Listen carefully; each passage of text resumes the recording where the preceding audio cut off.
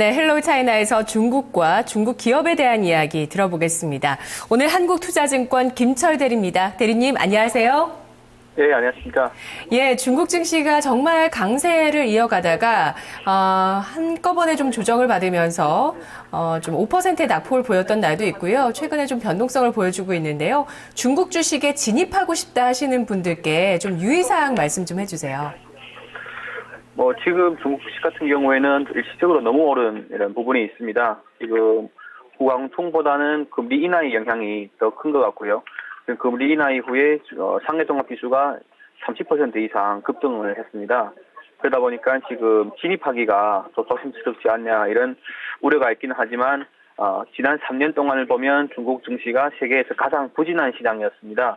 그러다 보니까 아직까지도 지금이라도 들어가도 품평은 아니라고 저희는 보고 있습니다. 3년 동안의 중국 증시의 부진했던 흐름을 다시 한번 차트를 꺼내서 좀 살펴보시는 것도 도움이 될 것 같습니다. 자, 그러면 오늘 김철 대리님께서 준비해 주신 이야기 어떤 이야기인가요? 네, 오늘은 전기차 시장에 대해서 말씀드리겠습니다. 사실 전기차라고 하면 과거에는 미국의 테슬라 모터스라든가 홍콩에 상장된 BYD 같은 종목들이 한국 투자자들이 많이 알고 있는 종목입니다. 하지만 전기 버스에 대해서는 상대적으로 지금 여해가 부족한데요. 오늘은 그 전기 버스에 대해서 주로 말씀을 드리겠습니다. 지금 중국 같은 경우에는 아시다시피 환경 오염이 매우 심각한 문제로 부각되고 있습니다. 특히 공기 오염이 가장 큰 이런 문제로 제기되고 있는데요. 그중 하나가 그 자동차 배기가스가 그 원인으로 지목되고 있습니다. 지금 중국 같은 경우에는 전기차 쪽에서 많은 정책적인 지원을 하고 있지만 승용차보다는 버스 쪽이 더 실효성이 있다고 저희는 보고 있습니다.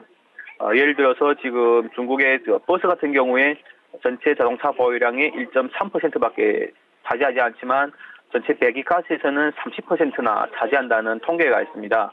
아무래도 그 사용이 빈번하고 그 배기량이 크기 때문에 이런 비중이 큰 비중을 차지하고 있는데 아무래도 그 버스를 먼저 전기 버스로 대체하는 게 이 공기 오염을 해결하는 최우선 선택인 것 같습니다. 또 특히 또 대중교통수단 같은 경우에는 지정된 노선이 있고 또 충전도 차고지에서 할 수 있는 이런 편리점이 있기 때문에 승용차보다는 충전소 시설이 덜 중요한 이런 환경이고요. 때문에 전기차로는 전기버스가 가장 먼저 보급될 가능성이 있다고 보고 있습니다. 그리고 실제 중국 정부가 최근에 추진하고 있는 정책도 전기버스에 대한 지원이 우선적으로 적용되는 것을 저희가 볼 수가 있습니다. 네, 그렇군요. 김철 대리님은 한국에 오신 지 얼마나 되셨어요? 지금 딱 4년 정도 됩니다. 네.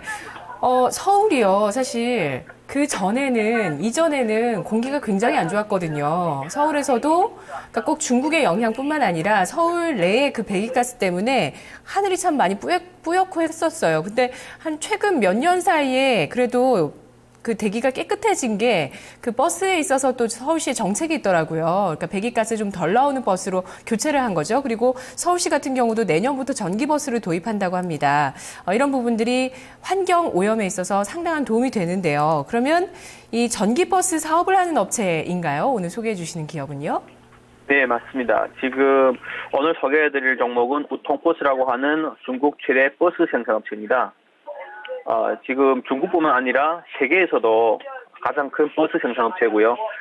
중국 시장 점유율은 29%, 세계 시장에서는 12% 가까이 차지를 합니다. 전 세계에서 1년에 판매하는 버스가 한 60만 대 정도 되는데요. 이 회사가 판매량이 5만 6천 대를 기록했습니다. 먼저 말씀드릴 것은 이 회사가 전기 버스만 생산하는 게 아니라 가장 큰 비중을 차지하는 것은 당연히 과거의 전통적인 엔진을 사용하는 버스가 주요 사업이고요. 전기 버스는 최근 3년 사이에 발전한 사업입니다. 그리고 아까 말씀하시다시피 서울 같은 경우에는 LNG 버스가 많이 보급되었습니다. 중국도 지난 5년 사이에는 LNG 쪽도 시도를 해봤었지만 중국의 이런 에너지 수요가 많은 환경에서 천연가스의 대규모 수입은 좀 현실적이지 않다는 이런 이견이 있으면서 지금 이 LNG 버스를 뛰어넘어서 직접 전기 버스로 정책적으로 지원하고 있는 상황입니다. 네, 역시 중국이 우리보다 뭐 발전이 늦은 쪽도 있지만 이런 도입에 있어서는 우리보다 좀 빠른 것 같습니다. 네, 그리고 우리 서울 하늘이 깨끗해진 게 LNG 버스 덕분이었군요. 예, 저도 이제 좀 생각이 납니다. 전기버스 도입에 따라서 그러면 이제 내년도부터는 중국의 대기가 많이 깨끗해질까요? 어느 정도 내년도에 좀 도입이 되는지, 그리고 뭐 현재 버스 시장 점유율에서 우통버스인가요? 네, 예, 우통버스입니다. 우통버스가 차지하는 뭐 점유율이라든지 이런 좀 도표를 좀 살펴볼게요. 네, 제가 준비한 표를 보시면 지금 우통버스가 중국 내에서는 거의 30%의 비중을 차지하고 있고요. 그 다음에는 킹동버스라는 회사가 한 14% 정도 차지를 하고 있습니다. 하지만 그 버스 차종의 버스 모델의 다양성을 볼 때는 우통버스가 훨씬 더 다양한 포트폴리오를 가지고 있고요. 소형 버스 혹은 뭐 학교에서 운영하는 이런 버스라든가 12m 이상의 관광버스 같은 전 차종의 이런 버스를 생산하고 있습니다. 그리고 아직까지는 전기버스 비중이 지난해에는 한 14% 정도, 매출액에서는 14%, 판매량에서는 7% 정도 차지하고 있는데 이 부분이 계속 증가해서 내년에는 매출의 절반 정도가 전기버스가 차지할 걸로 보고 있습니다. 전기버스 가격이 워낙 일반 버스보다는 2배 이상 비싸기 때문에 이 판매량의 비중보다는 이 매출액 비중이 더 훨씬 큽니다. 그리고 마진도 또 훨씬 좋은 편입니다. 네. 자, 전기버스 모델도 좀 볼게요. 뭐, 겉으로 봤을 때는 그냥 일반 버스랑 똑같죠? 네, 맞습니다. 이거는 맨 처음 개발한 그 도시 대중교통으로 사용된 버스입니다. 그래서 지금 주요 도시들에서 이 전기버스를 보급하고 있는 상황이고요. 최근에는 이 모델뿐만 아니라 더 업그레이드된 이런 모델도 많이 출시를 했습니다. 네. 그러면 이 우통버스랑 비교할 기업은 어디에 있을까요? 사실 우통버스가 버스 위주로 만드는 회사라 세계적으로 봐도 이 버스 위주로 생산하는 회사가 많지가 않습니다. 그래서 특히 전기버스 같은 경우에는 정부 정책의 지원이 아주 중요하기 때문에 중국 외에는 거의 뭐 생산이 많지가 않은 상황입니다. 그래서 전기버스는 지금 중국에서 지금 가장 발전을 하고 있는 상황이고요. 신에너지 자동차, 전기 자동차로 비교를 한다면 BYD라든가 테슬라하고 비교를 할 수가 있을 것 같습니다. 제가 준비한 네. 차트를 보시면 네. 우통버스, BYD, 테슬라가 있는데요. 매출을 보면 BYD가 가장 큽니다. 원화로 8조 8천억 원 정도 되는데 사실 이 중에서 전기차 비중은 5%도 차지하지 않습니다. BYD 자체가 휴대폰 관련된 사업이라든가 태양광 사업을 하고 있기 때문에 한 8조 8천억 중에서 4조 혹은 5조 가까이가 자동차 쪽 매출이라고 볼 수 있고요.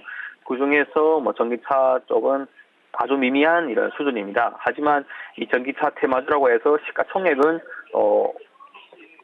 우통버스보다는 훨씬 큰 편입니다. 지금 시가총액을 보면 테슬라가 적자를 내고 있음에도 시가총액이 30조 원 정도 되고요. 우통버스는 이제 5조 원 정도입니다. BYD는 지금 16조 원 정도이고요. 실제 이런 순이익을 보면 우통버스가 BYD의 3배 이상 이익을 내고 있고요. 테슬라는 아직도 지금 적자에서 헤어나지 못하고 있습니다. 올해 정도면 테슬라도 뭐 적자에서 흑자로 돌아설 거라는 이런 분석이 있기는 하지만 밸류에이션 면에서는 좀 너무 거품이 있지 않냐 이런 생각이 듭니다. 그리고 중국의 이런 전기버스 보급 정책을 보면 정책적으로 대대적인 지원을 하고 있는데요. 현재 88개 도시에서 이 신에너지 자동차 보급 도시로 지정이 되었습니다. 정책에 따라서 이런 도시들에서 의무적으로 1차적으로는 2015년까지 전기버스와 승용차를 보급하게 되는데 아마 대부분은 전기버스로 갈 수 있을 것 같고요. 지금 2020년까지 중장기 계획이라고 해서 나온 정책을 보면 30만 대 정도의 전기차를 보급할 계획입니다. 그중에서 전기버스가 20만 대, 택시로 한 5만 대 정도 예상이 되고 있습니다. 그러다 보니까 지금 앞으로 10년 사이에는 중국에서 전기버스가 급격히 늘어날 수 있는 이런 시기라고 보고 있습니다. 그럼 현재 중국 전체의 전기버스 비중은 어느 정도라고 보면 될까요? 지금은 매우 미미합니다. 매우 지금 미미하고요. 연간으로 팔리고 있는 전기버스가 10,000대도 되지 않기 때문에 네. 전체 비중이 20%가 되지 않는다고 보시면 될 것 같습니다.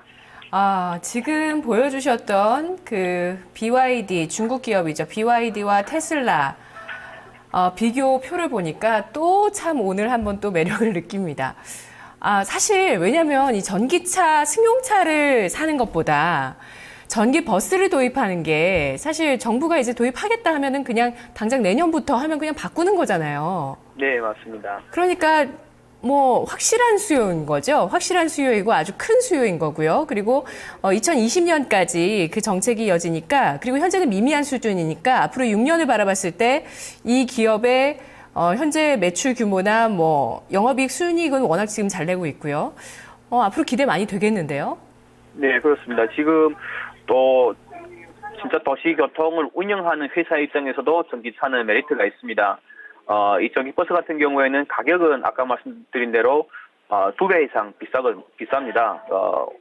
가격으로 하면 일반 이런 중형 버스 같은 경우에 2억 정도, 2억 원, 원화로 2억 원 정도 된다고 하면 일반 버스는 1억 원 정도입니다. 그래서 1억 원 정도의 차이가 나지만 중국 정부가 거의 8천만 원 이상의 보조금을 지원하기 때문에 이 가격 차이가 거의 없습니다. 그리고 최근에는 이 구입할 때 수여되는 10%의 구입세까지 면제를 하고 있기 때문에 이 구입하는 버스 운영사 입장에서는 똑같은 요금을 내고 전기 버스를 사냐 아니면 일반 버스를 사냐 이런 선택이 넣어주는 거고요.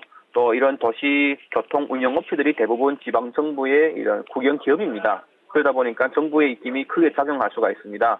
따라서 이런 정부의 이런 보급 정책이 확정이 되면 결국 이런 버스 운영 업체들은 이 전기 버스 위주로 차량을 늘릴 수밖에 없다고 저희는 보고 있습니다.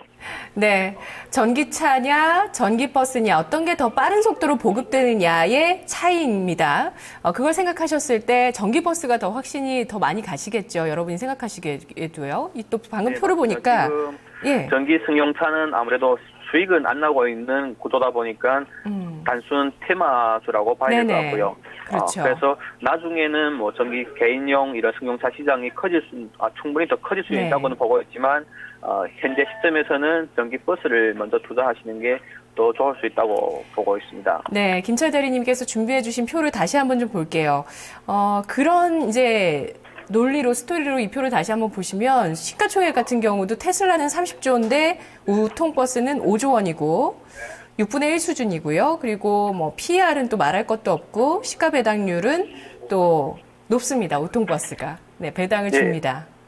그래서 예. 단순 리스크라고 하면 사실 네네. 이 전기 버스 같은 경우에는 이 생산 기술이 크게 필요하지가 않습니다. 그러니까 네네. 배터리가 가장 큰 요인인데 사실 전기차에 들어가는 배터리는 효율성이 중요하고 안정성이 중요하고 이 기술이 중요한 편에 사실 전기 버스에 들어가는 배터리 같은 경우에는 워낙 버스 자체가 크기 때문에 아주 고도화된 기술까지는 필요가 없습니다. 그러다 보니까 실제 이 회사뿐만 아니라 중국의 많은 전기버스 업체들, 많은 버스 생산 업체들이 이 전기버스를 생산하려고 하고 있습니다. 그래서 앞으로는 이 전기버스 시장도 경쟁이 불가피하게 되겠지만 그동안 중국에서 세계적으로 이 버스 브랜드 중에서는 세계에서 1등하는 회사다 보니까 이 1등 우위는 계속 유지될 수 있다고 저희는 보고 있습니다. 예, 그렇군요. 우통버스 세계 시장 점유율도